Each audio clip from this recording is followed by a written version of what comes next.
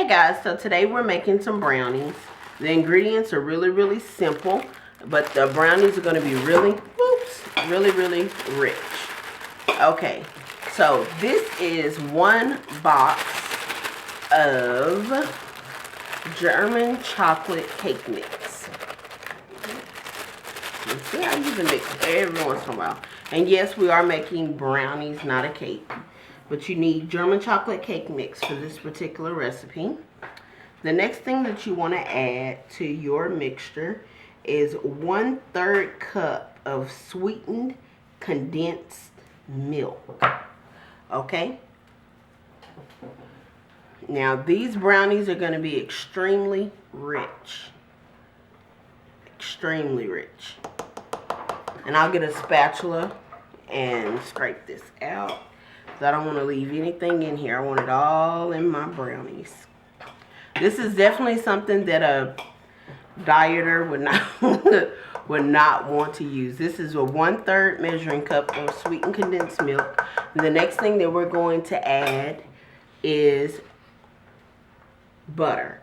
And we'll have 1/2 cup of butter to this mixture.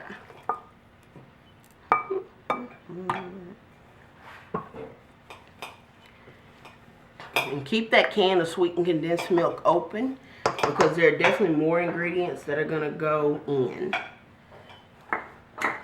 Okay, I'm going to go ahead and get this mixed and see how thick it is. This is what you want. Once you mix it, it will be thick.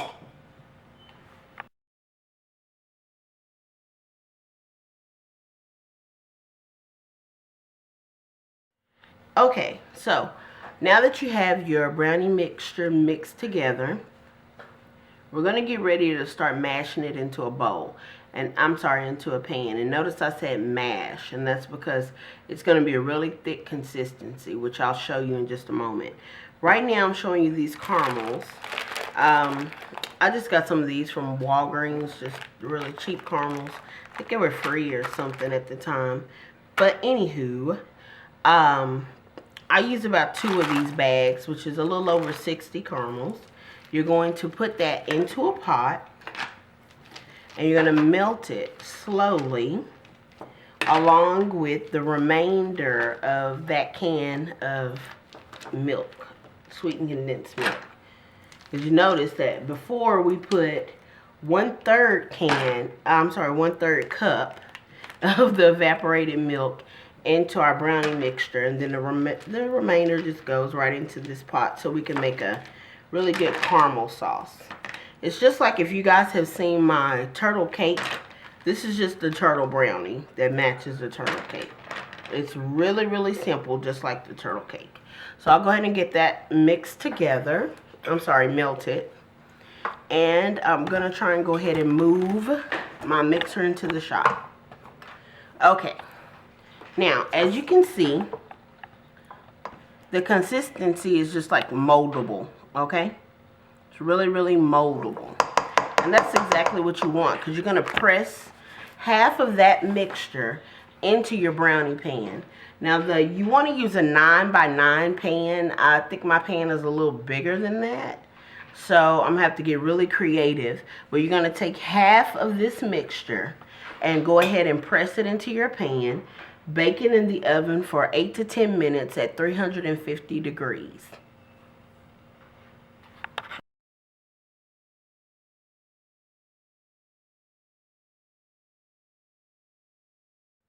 Okay guys, so we've got our brownie cooked. It cooked.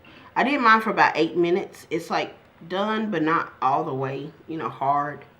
So the next thing I'm going to do is just go ahead and drop some pecans in here. You can use walnuts. If you use black walnuts, don't. Make sure you got some on your hands because everything will be black. And it takes a while to get that stuff off. So, we're just going to spread these pecans all over. Let me get them on there so I can drop the plate. Okay, here we go. So, we're just going to spread the pecans out. Add more or less pecans. Really depends on your taste. I kind of like to try to get them to where you kind of get a pecan in every bite. Yes. I got a lot of pecan lovers, but pecans are not cheap when you go to the store and buy them. They're not exactly cheap when you buy them from growers either. So I'd like to chop them small and spread them so that they get the pecans, but I don't go broke trying to make sure they get the pecans, because pecans are like gold around my house, and you can get my pecans. So the next thing you're going to do is grab that caramel that you were melting, and you could always use that, what is it, dulce leche?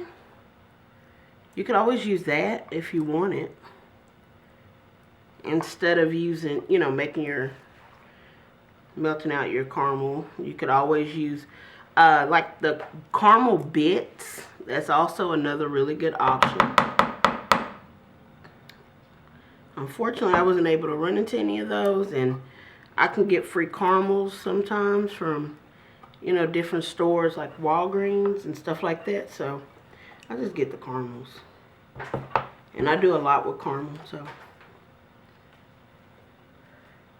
it's kind of cheaper for me to go this route.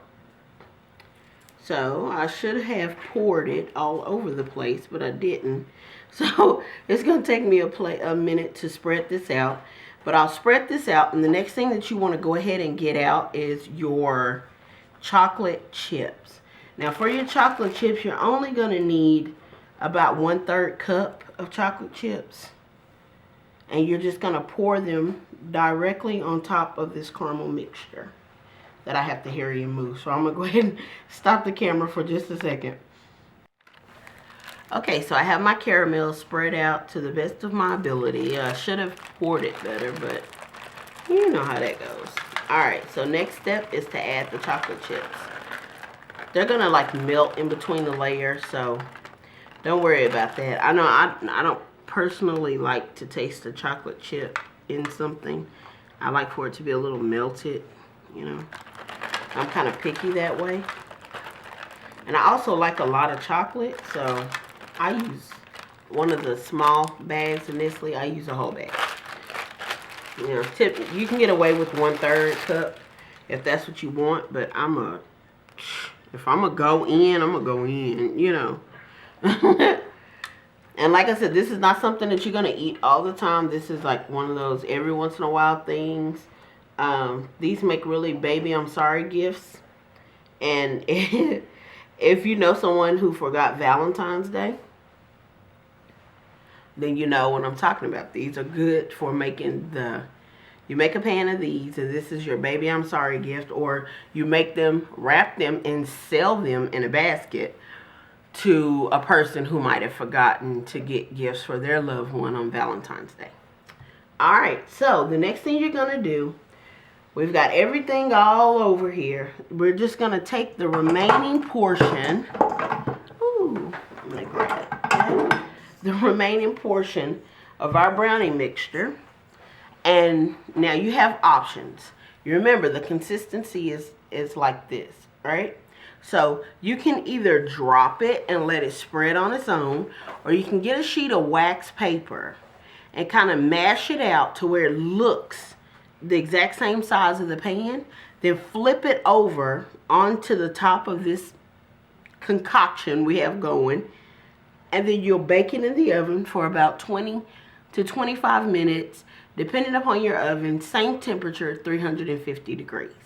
So I'm going to go ahead, I think I'll try to press mine out as much as I can on some wax paper and flip it on top, because I kind of like that a little better. Because when you drop it, you're really taking a chance, and then the top of your brownie. I like the rough look, but that's not everybody's cup of tea, and this is somebody's, you know, baby I'm sorry gift. So I'll go ahead and get mine done. You work on yours. We'll come back and compare.